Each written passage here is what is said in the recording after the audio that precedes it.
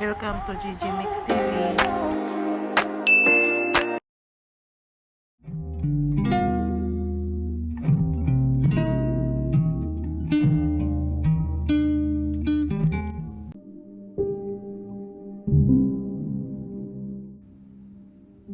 Umalis ka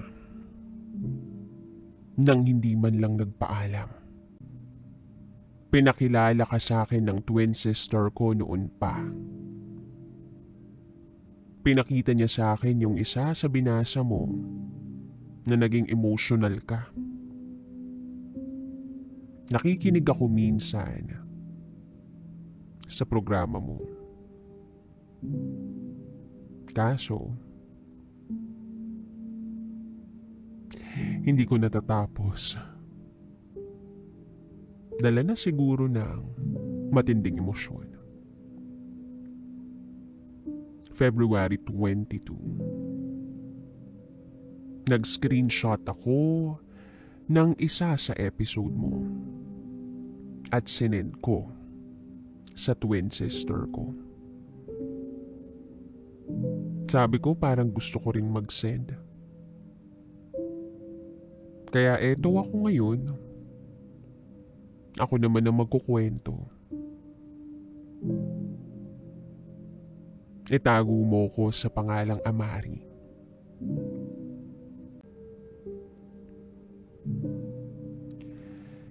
Year 2018. Nakilala ko ang partner ko na isang lesbian. Itago natin siya sa pangalang Bem. Una ko siyang nakita sa studio nila. Magpapaprint ako noon ng picture namin ng twin sister ko. At siya ang nandoon. Akala ko, lalaki. Pero nung tiningnan ko ng matagal, dun ko nalaman na lesbian pala. Maputi, malinis tingnan, at hindi ko naman talaga maipagkakaila na gwapo. Nangihinayang ako nung paglabas ko sa studio nila na hindi ko nalaman ang pangalan. Nagtanong ako sa mga kaibigan ko na nag-aaral malapit sa kanila. Nang malaman ko ang pangalan, hindi ako nagdalawang isip na hanapin siya sa Facebook. Siyempre, nag-add friend agad ako kasi nagpapapansin. In-accept niya agad. E di dahil papansin ako, nag-first move ako. Palagi kaming magkausap hanggang sa niligawan niya ako. Sinagot ko naman agad kasi syempre, crush ko siya eh. Umabot lang kami ng isang buwan. Nakipag-break siya kasi meron na raw siyang ibang girlfriend. Sabi ng mga nakakakilala sa kanya, babaero raw talaga yun. Na nagkita uli kami at nagkaroon ng communication ng year 2019. Niligawan niya ako uli. Sinagot ko rin naman siya agad. Sabi niya kasi, magbabago na raw siya. Naniwala naman ako. Umabot kami ng 4 na buwan. Pinakilala ko siya sa pamilya ko. Pumunta siya sa bahay. Palagi siyang may dalang pagkain. Akala ko nga hindi na siya uli maglolo ko. Hanggang sa sumali siya sa DLC, Drum and Lyre Corps. Magkaiba kami ng school. 3 years na akong tumutugtog. Kasali rin ako sa DLC sa school namin. Kaya hindi na kami masyadong nakakapag-usap at hindi na rin siya nakapupunta sa bahay. Na nagkagusto siya sa isa sa mga kabanda niya. Nalaman ko na nililigawan niya pala yun. Ang matindi, hindi pa siya nakikipaghiwalay sa akin. Nang matapos ang competition ng DBLC, ay naghiwalay na rin kami. Nasaktan niya ako ng sobra. Minahal ko siya ng totoo. Kasi bakit ganun? Lagi na lang akong naluloko. Sa parehas sa tao pa. Sa mga taon na dumaan, may mga nakilala akong lalaki. Naging boyfriend. Nang pumasok ang taon ng 2023, January, nalaman ko sa twin sister ko na may sakit si Ben. Leukemia raw ang sakit. Nag-usap uli kami. Chat-chat lang. Kinumusta ko siya. That time may boyfriend ako. Naitago natin sa pangalang John. 2 years na kami. LDR kami ni John nung time na yun. Kasi umalis na kami sa Bicol at lumipat sa Quezon Province. Nagkaroon na uli kami ni Bem ng communication. Nangungumusta ako palagi. At minsan, nagpapakwento. Isang beses, tumawag siya sa twin ko. Video call. Tinawag niya ako kasi hinahanap daw ako ni Bem. Pagkakita ko sa kanya, naiyak ako. Hindi ko napigilan yung sarili ko. Wala na yung maganda niyang buhok. Nalagas na yung buhok niya. Ang payat-payat niya. Nakaswero at nakahiga. Nasa PGH pala siya nung time na yun. Nagki-chemotherapy pala siya kaya ganun. Sabi ko, magpagaling siya kasi magkikita pa kami. Hanggang sa isang araw, nakikita ko na lang yung sarili ko na gumigising ng alas 6 ng umaga para matimingan ko yung paggising at pag-online niya. Dahil kailangan niyang kumain at uminom ng gamot kapag alas 7. Nauhuli ko rin ang sarili kong chinachat siya palagi. Iba na yung nararamdaman ko, hindi na tama.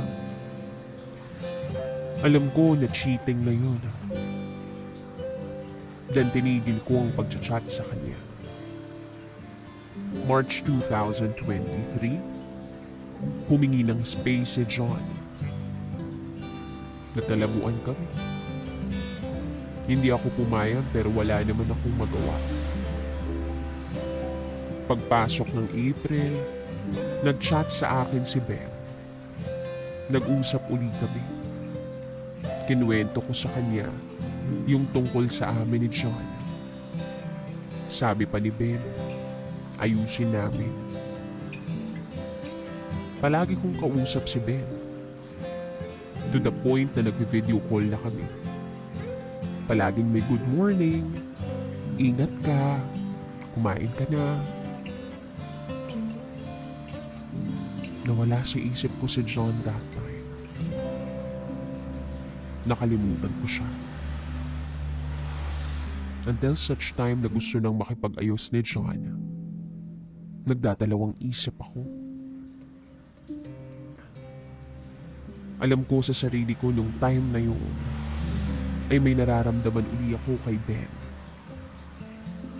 Inamin ko yun kay John. Nasaktan siya.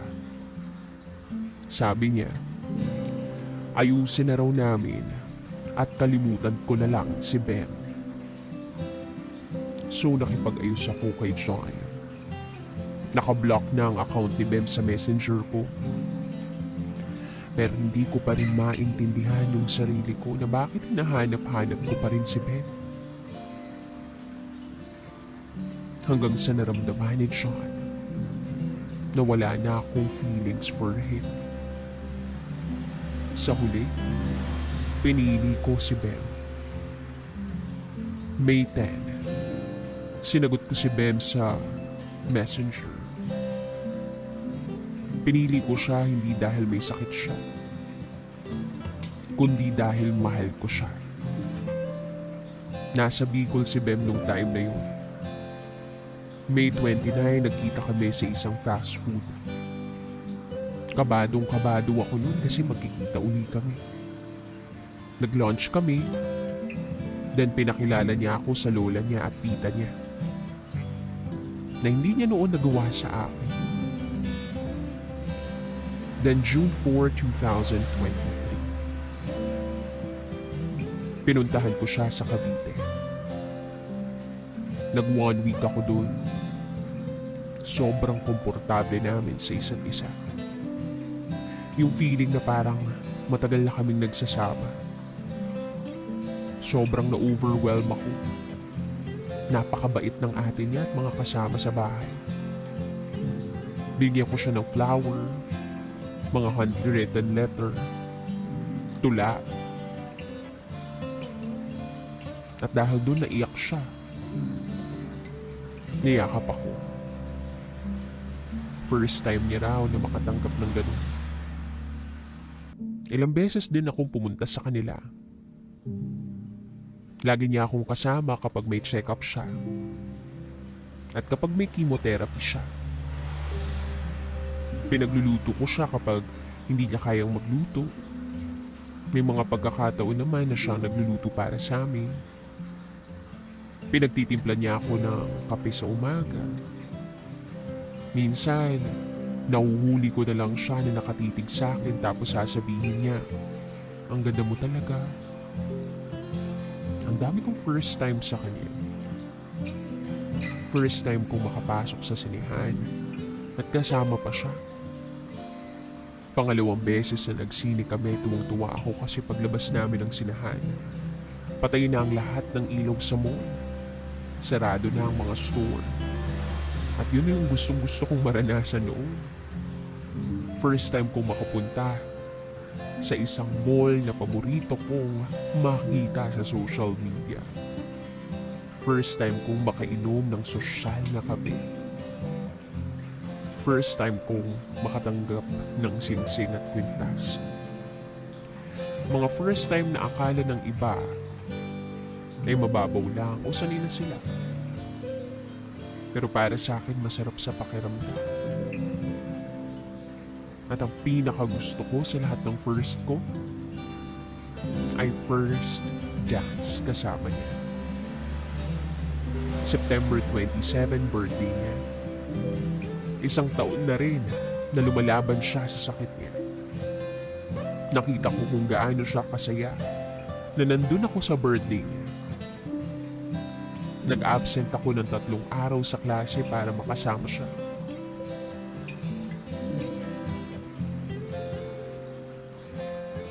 Then hinarana niya ako. Kinilig ako. Sino ba namang hindi kikiligin? Then fast forward to December 25. Nag-Christmas kami nang magkasama. Sa ospital nga lang. Dinala kasi siya doon dahil sobrang baba ng dugo at platelets niya. Kailangan daw siyang mamonitor ng mga nurse at ng doktor. Nag-order ng pagkain ng ate niya para pang Noche Buena namin. Sa ospital din kami sumalubong ng bagong taon. Masaya kami pareho kahit nasa ospital kami. Kasi magkasama naman kami. Then January 1, na-discharge na siya sa ospital. Pagkalabas niya, gusto niya agad mamasyal. Pinipilit ako magstay ni Bem hanggang January 9 para raw makilala ko ang ate niya na galing sa Dubai. Sabi ko hindi pwede kasi may pasok na kami. Katapusan na ng finals. Then umiyak siya sa harap ko.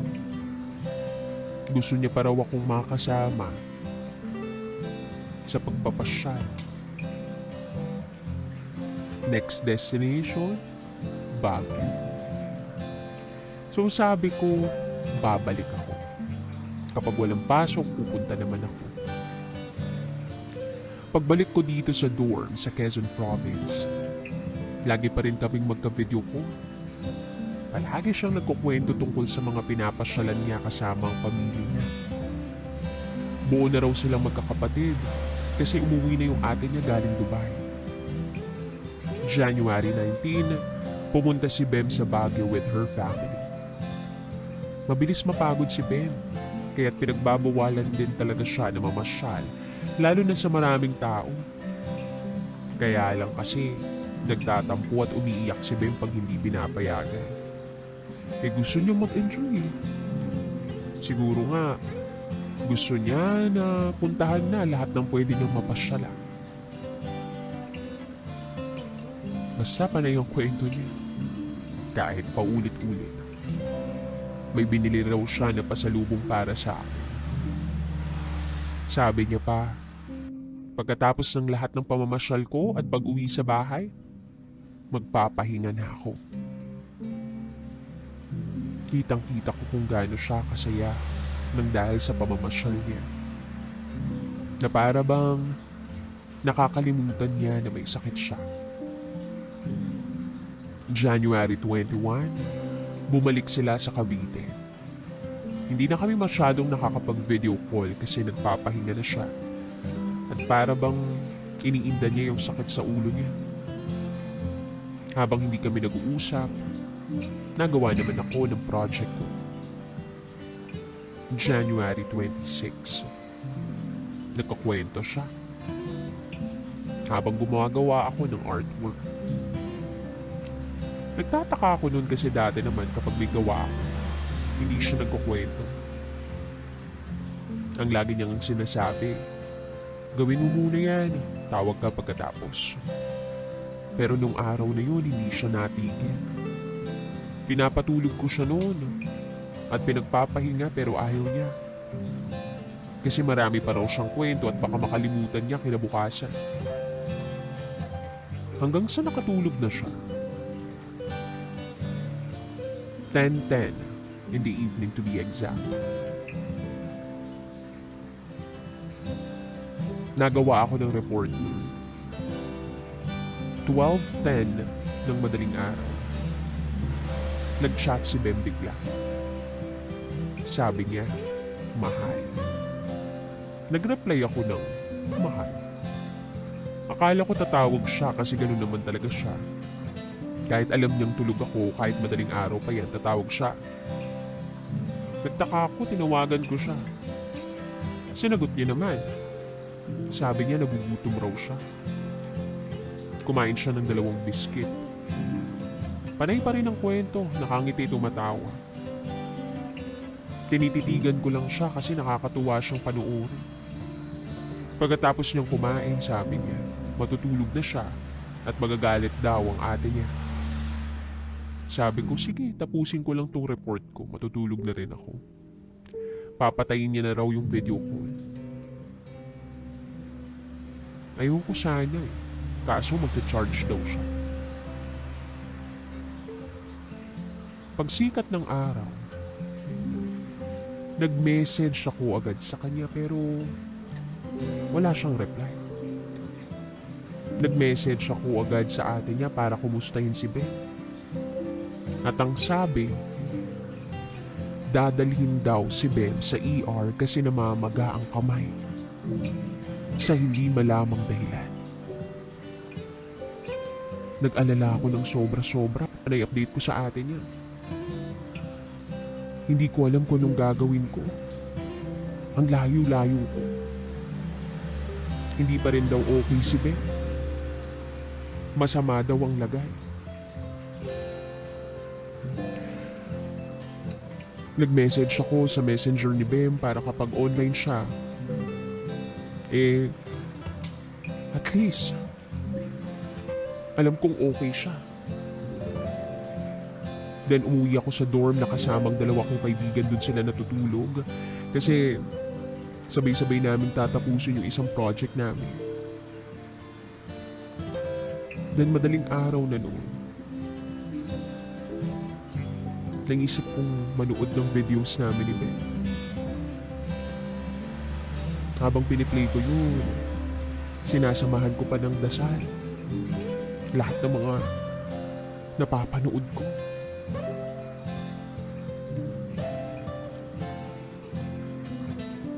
Hanggang sa may isang mensaheng nagpabigat ng kalooban ko. January 28, alas 9 ng umaga. Ikinagulat ko ang isang mensahe.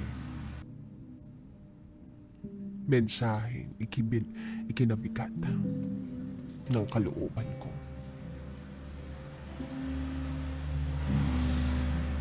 Ate ni Ben.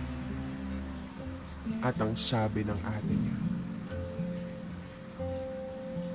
iniwan na tayo ni Ben. Nang mabasa ko yun, hindi agad ako nakareply. Walang tumulong luha sa mga mata ko. Nakatingin lang ako sa message ng ate niya ng mga 1 hanggang 2 minuto. Nang lumingon ako sa mga picture namin na nasa kwarto ko, doon na bumuhos ang mga luha ko. Then nagising ang 2 kong kaibigan dahil sa pag-iyak ko. Nagtataka sila kung bakit. Pinilit kong bigkasin yung mga salitang wala na siya habang hawak-hawak ang picture ni Bem. Nag-reply ako ng te sa ate niya.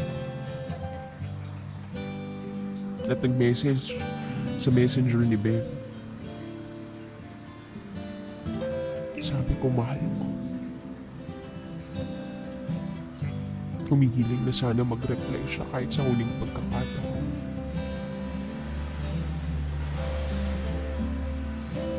Diyan nag-reply uli yung ate ni Ben.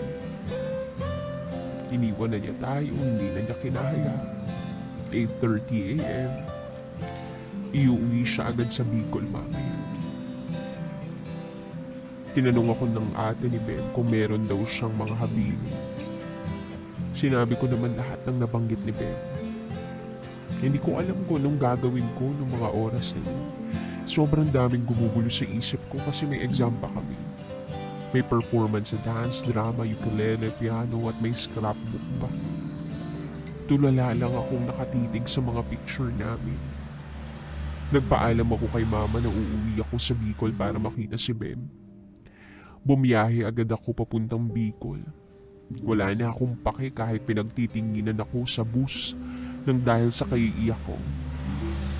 2:00 ng madaling araw, nakarating ako sa bahay nila. Hindi ako makatulog. Hindi ko naramdaman yung pagod kahit 7 oras pa lang yung lumilipas. At kahit 7 oras pa yung biniyahe ko. Sobrang lungkot ng ambience ng bahay nila nung mga oras na yun. Then minessage ko si Ben. Sa messenger niya, sabi ko, mahal, nandito na ako. Hintayin kita rito. Habang si BM ay binabiyahe pauwi ng Bicol. Kinabukasan, narinig ko na yung mga salitang, andito na si BM. Nanginig agad yung buong katawan ko. Wala pa akong lakas na loob para lapitan agad siya. Ayoko makita siya nung dumating na. Nakatitig lang ako sa kabaong niya. Tumutulo ang mga luha. Sinubukan kong mag-ipon ng lakas ng loob para lapitan siya. Kasi alam ko naman yun talaga yung gusto niya. Ang malapit ako palagi sa kanya. So, nilapitan ko siya. Then, tinitigan ko siya ng matagal. Kinakabisado ko yung mukha niya. Kinakausap ko siya habang nagpipigil ako ng mga luha. Sabi ko, mahal, sabi mo magpapagaling ka. Sabi mo, gusto mo pang magtrabaho sa Dubai. Gusto mo pang magpakasal tayo. Gusto mo pang makita akong graduate. At ikaw ang makakasama ko sa stage. Magde-date pa nga tayo sa Valentine's Day. Mahal, hindi ka man lang nakapagpaalam. Hindi ko man lang narinig yung boses mo. Sorry, mahal ah. Hindi agad ako nakapunta ng mga oras na gusto mo na akong makasama. Na umiiyak ka pa kasi namimiss mo ko. Pero masaya na ako kasi sa wakas. Hindi ka na masasaktan. Hindi ka na mahihirapan. Hindi mo na mararamdaman yung mga tusok sa'yo. Hindi mo na kailangang umiyak kapag nakikita mo yung resulta. Na tinatanong mo pa sa akin kung gagalit ka pa o hindi na. Alam ko naman na pwede kang kunin sa akin. Pero hindi ganun kabilis. Hindi ganun kaaga. Gusto kong yakapin si Bem ng mga oras na yun. Kaya hinakap ko na lang yung kabaong niya. At sa pagyakap kong yun, ay doon ako mawala ng mga luha ko.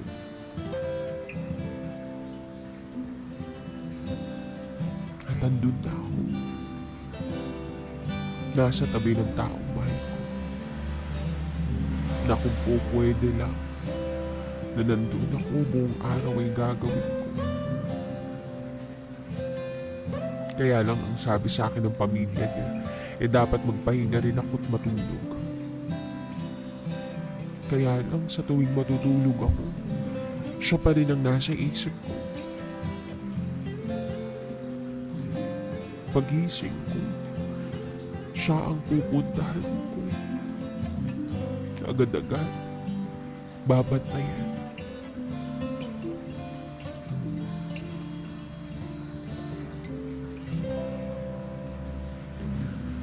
And then, sa Burol ni Bem, nagsipuntahan ng mga kaibigan niya.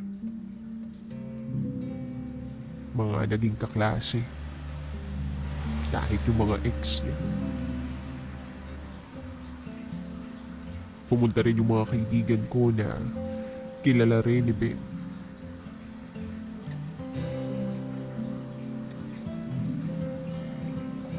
Dan dumating yung tita niya. May inabot sa akin.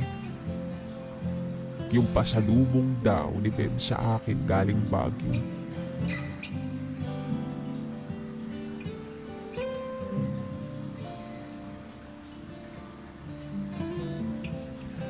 And then, andun din yung mga bigay kong bulaklak at mga handwritten letter ko para kay Ben. Ipinatong ko yun sa kabaong niya. Then Feb 4, last night niya. Parang ang bilis ng takbo ng oras. Na kung pwede lang sanang patigilin ng takbo ng oras gagawin ko. Sabi ko kay Ben, hindi pa ako handa. Mahal, hindi ko pa kaya.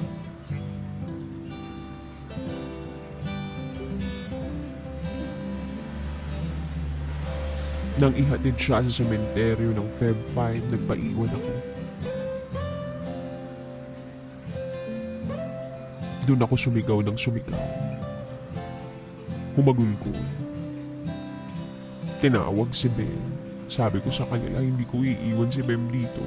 Sabi niya, wag ko siyang iiwan. Sabi niya, sa tabi na lang ako.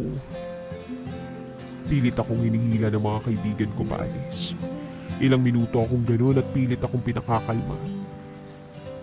Nangihina ako nang maihatid ako sa bahay nila.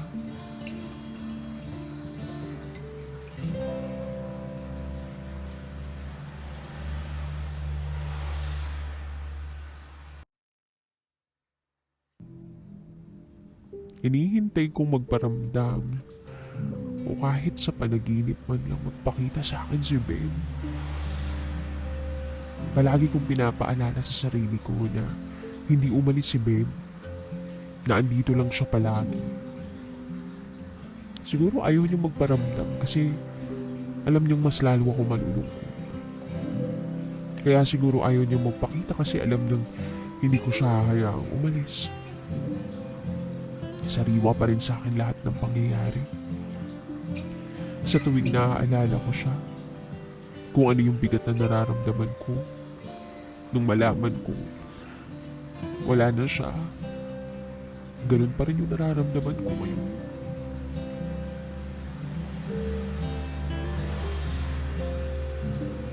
Kaya Ben, kung nakikinig ka man, gusto ko lang malaman mo na kasama ka pa rin sa prayers ko. Nagme-message pa rin ako sa messenger mo. Yakap-yakap ko palagi yung picture mo. Tinatawagan pa rin kita kapag wala akong ginagawa. At minsan nagkukwento ako sa picture mo tungkol sa mga nangyayari sa araw ko. Walang araw na hindi kita inisip. Walang araw na hindi ko nabanggit ang pangalan mo sa mga kaibigan mo.